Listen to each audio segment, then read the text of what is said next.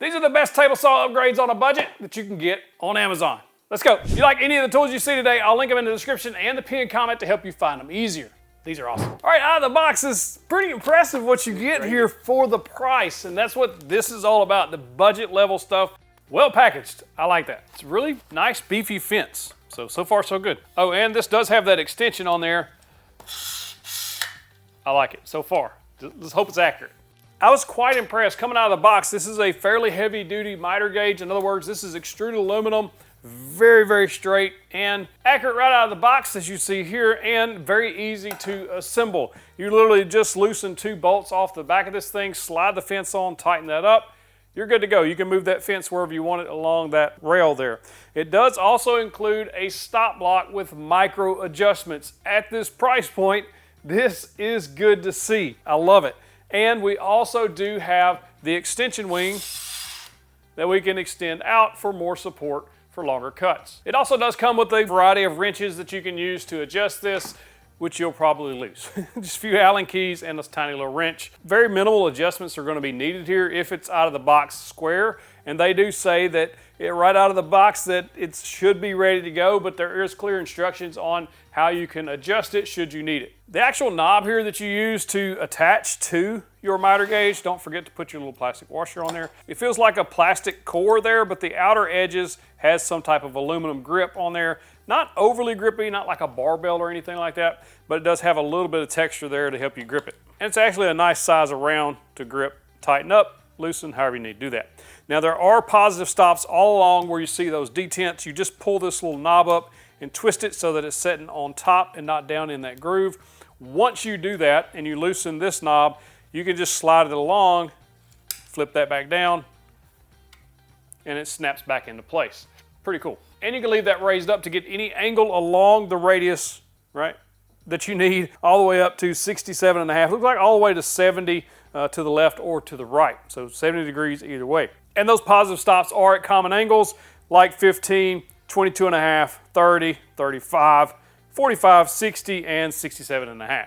Now you'll notice set screws on the side of this, and that's where you're going to adjust the tension in your miter slot. It will fit 3/4 inch miter slots as well as like the T-miter slots that are 3/4 inch. So I know these type work like on the small 8 1/4 DeWalt job site saw, 10-inch saw, Milwaukee saws, anything like that should have that 3/4 inch groove in it or slot, so this will work. Now I did have to adjust this slightly to fit my miter slot. There was a little bit of slop in there. There are 4 set screws on there that you can adjust. I kept adjusting the one on the back. It felt like it was just a little sloppy for me, and so I just kept on until it gets fairly snug. I want it to be able to slide smooth in the slot, but I also don't want it to have any slack at all. I want it to be snug. That's what you want, so it doesn't move. Now, a couple of things to note. First, cut out of the box on 0, 90 degrees, perfectly square on a common 2x6 that you can pick up anywhere. Tried it on this piece of hardwood here and it cut perfectly square again. Next I tried some 45s. On the first 45 I accidentally hit my piece of plywood that's laying on my workbench, so I had to stop and then cut again. But 45 degrees is 45 degrees. It did well. I didn't do anything. I didn't check it. I just used the positive stop at 45, made the cut. Then I made another cut at 45 on the opposite end, cut the piece in two, and let's see if they fit together. You can't get much better than that. Like, it's perfectly 45, perfectly square, 90-degree corner after those two 45s coming together. And a few things I really enjoy about this is the stop block and that micro adjustment. Just like here on that first 45 cut, because I had to stop and start again, you could see where the blade was just a little bit off. So basically use the stop block, use that micro adjust so I could just take off a tiny bit. And the stop block also prevents that board from sliding down as you're making the cut, which is also a good idea. I do like that you can flip this thing up out of the way, so if you don't need the stop block, you can just rock without it. I do like this extension fence. It will extend all the way out to about 38, 37.5 inches away from my blade, or away from the end of the fence, which I have set slightly away from the blade. But that extension fence will let you cut longer stock should you need to. Sometimes you do. Here's the drawback, I think, where we're going to see this at. One thing I've noticed on this miter gauge that you probably won't see on higher end miter gauges, but again, those cost $400, $500, $550 for the saw stop, which is quite amazing. I saw it in person, but it's also $550. This one, the problem I think is going to be on the long extension here. Because we have this long extension and because it's not as high end. I'll say it's more budget friendly. You're going to give up some things on these type of miter gauges, and that's kind of to be expected. If you put pressure on the far side away from the miter slot, you're going to see, or I'd see on this one, a little bit of flex, and that could be a problem if you let the board or whatever stock you're cutting push on the outside. If you're holding everything right here in the center, pushing through the cut, you'll probably be okay. But if you let anything drag out here, or if you're pushing from the outside or anything like that, it's going to cause some inaccuracies just because there's a very, very minor amount of play. Now, I've tried to get this play out with adjusting the set screws to make them very tight, tightening down the knob. Nothing seems to work, tightening every knob and bolt on here that I can. It's just going to have that play simply because of how it's designed, in my opinion. But it's not a deal killer if you know that that's going to happen and you keep all of your pressure right here in the center. It should be okay for most things. Now, the longer pieces, I think you're going to see a little bit of trouble there, but I don't think you're going to see it on shorter pieces, making 90-degree cuts, as long as you can keep everything pressurized right here at the slot. Now, it does have a measurement scale on top that's both in inches and millimeters, should you be into the metric system. We are not here in the US, and we're okay with that. But it does have both, no matter which system that you run. I think it's a good thing, but I just don't trust it. You would have to basically calibrate it every time to your miter slot or to your blade, or maybe 1 inch away, or however you're going to, ½ inch away, whatever you're going to do away from the blade. Then you would have to calculate that out, or just keep an eye on that. I think it's going to cause more trouble, more confusion than anything. It's just a rough guide. They also give you this little flip indicator that you can use to indicate where it's at on the scale. Should you want to use that, it's there as an option. I'm glad they put it on there as an option. I think the best part about this is this micro adjustment. You can just fine tune this as much as you need. You're just going to loosen off one side, leave this side locked down, and then you can micro adjust that anywhere you want. Like, you can really dial in your cuts if you want to use that stop lock there to make precise, accurate cuts. I do love the fact that they put just a regular twist lever so that I could use the extension fence and lock it down. One of my gripes about the Incra 1000 HD, I think is what it was, is it had to use a wrench, basically, or a screwdriver wrench to loosen those off and adjust it. I didn't care for that, but I do like that this is on there so that I don't have to have any special wrenches or anything to adjust that fence. Overall, for the price, and if you don't want to get the one with the extension fence, you can save even more money. I'll link to both in the description. Both of these Vevor brand. I think for the price, this is going to be hard to beat for a budget level miter gauge that's accurate should you use it correctly. No matter what angle you're cutting, if you're trying to do repeatable things, this will help you on your miter saw, especially if you're a beginner or on a budget. And if you're looking for one that's better than the one that comes with almost all table saws, this is a good option for you, in my opinion. It's not perfect, as noted, but I think it's a good option for you if you're needing one. I will quickly mention, if you're needing just a miter gauge, this is probably the best miter gauge on the market, in my opinion, that doesn't have a fence, an extension fence on it. You can put a faux fence on there out of MDF or whatever you want to use. It will be, you can't bolt it right to it, and so you can put your own fence on there. But for the price of this is an Incra V27. I think this is what should come with all table saws, because it's accurate, because it has a bunch of fine-tuned adjustments on it, and because it's just well made. And it fits, again, in most any T-slot, 3/4 inch miter slot on table saws. This is a good option if you don't need the fence. And this one doesn't flex at all. The next budget table saw upgrade that you should consider from Amazon is the Milescraft Grabber Pro. Now, it may look similar to one that you may already know. I love the MicroJig gripper.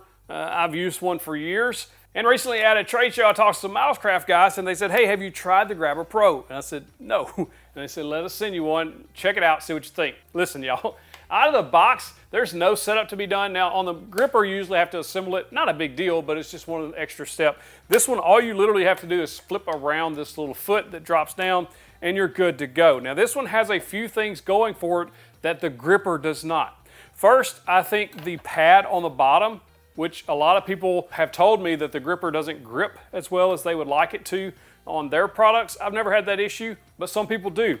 This is much more grippy. It is noticeably more grippy on the bottom, and 2 of the legs underneath do adjust side to side, where the gripper only does 1. What's cool about this, it comes with basically 4 different legs or feet or whatever you want to call them. They call them legs. These long pieces on the bottom. So we have a 1/2 inch and a 1 inch that will move, and then there's a stationary leg on the left side.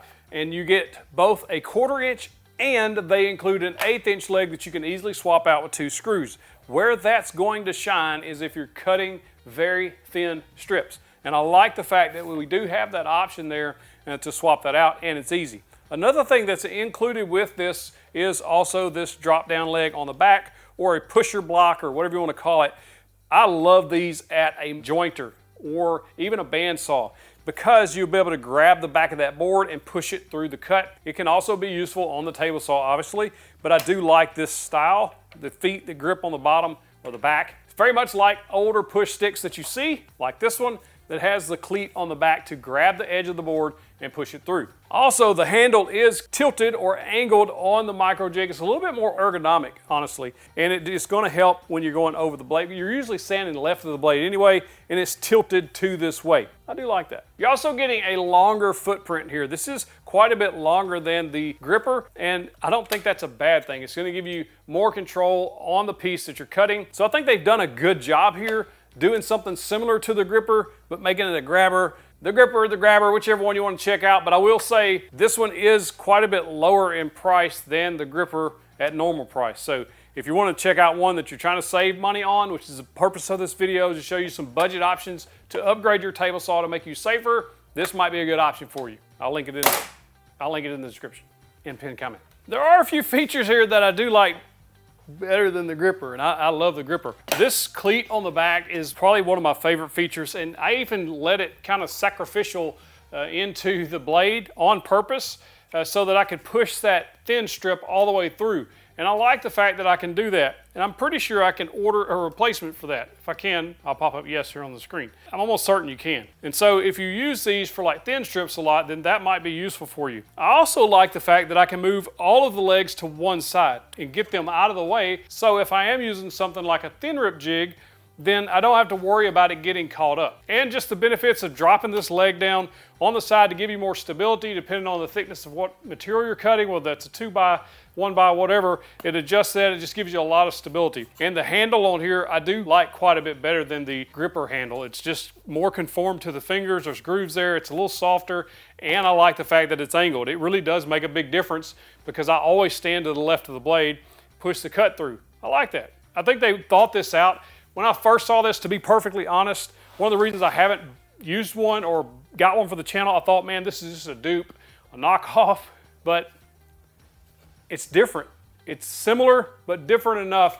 I think it's justifiable here. What do you think?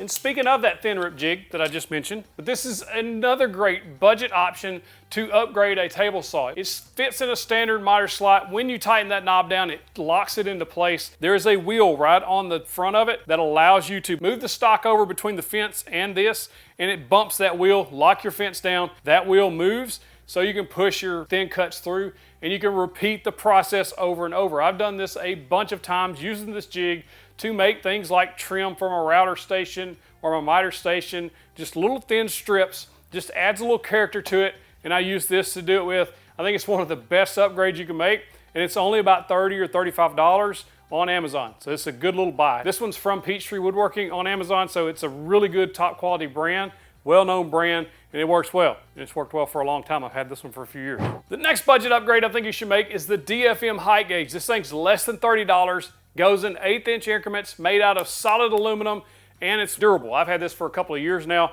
It's great because it goes all the way from 1/8 inch all the way to 2 inches, pretty much the most common size you're gonna need to raise your blade up, and you can do it quickly and accurately, which is what I love about this. It's easy to use, very cheap, and very handy. It's even handy as a shirt pocket. This is also a great upgrade for your table saw if you work in a humid environment or damp environments, or your stuff's always rusting, or you don't want it to rust, or maybe you want your wood to slide on your table saw slick as ouse knot. This will do it. This is Bow Shield T9 rust and corrosion prevention for metal, and this is a really good product, and it's less than $30, around $20 actually, and this lasts a very long time. It's in an aerosol can like WD-40 or something similar to that, in that type can, not that type product. And I've shown this on the channel way back, like 3, 4, 5 years ago now, And this is a very good product. I used it before I started using carbon method, which I love and think it's an amazing product. It's also quite expensive, but I think it's worth it. But if you're looking for a budget option to prevent rust and to make your wood slide on the tabletop real slickety-like, this is a good option for you. T9 Bow Shield, developed by the Bowen Company because they need a special lubricant like this. So they developed this, and now it's on the market. It's been on the market for a while. It even says on the bag that it's made for saw tabletops, and of course a bunch of other stuff you can use it for. But I've used this on the jointer, the planer bed, just to make it more slick, and the table saw. I used it on my Delta table saw for a few years, or a couple years, and it worked well. Prevented the rust, and it kept it slick. You have to reapply it about once a month or so, but this stuff lasts a long time. If you're in the buy once crowd, get the carbon method. Otherwise, check out this Bow Shield T9. Both are linked in the description and the pinned comment. And as a bonus upgrade that won't break the bank, it's a very good option. Everybody and their mamas told you about these. If you don't have a set yet, get a set of 1, 2, 3 setup blocks. They're very inexpensive, around $20-ish for 2. The reason everybody tells you to get these is because of how precise they are. They're precisely cut 1 inch by 2 inch by 3 inches, hence the name 1, 2, 3. And you can use that to calibrate your saw fence to the blade exactly 1 inch away, or 2, or 3, or stack them together for 4, 5, or 6. So you've got plenty of options there, and you can use it to set up the height of the blade, 1, 2, 3, 4, 5, 6, all the way up. You don't got a 6 inch high blade, but all the way to 2.5, 3 inches, whatever your saw blade will reach. These are precise, these are well worth the money, and you can use them for a whole bunch of other stuff other than just that. It's just a good option to have in the shop. Hey, if you got value out of this video, I would appreciate a thumbs up on this video. Subscribe if you have not already. If you like this video, you're gonna love the other table saw upgrades video I've got right there. Some of the best upgrades you can make to a table saw, hands down. Click that box, get you the big old virtual fist pump if you're a subscriber. You only get fist bumps if you're a subscriber. I'm kidding, you can have a fist bump, but please subscribe. These are the best table saw upgrades. It's upside down. Upside down. Thank you. Cut. These are the best.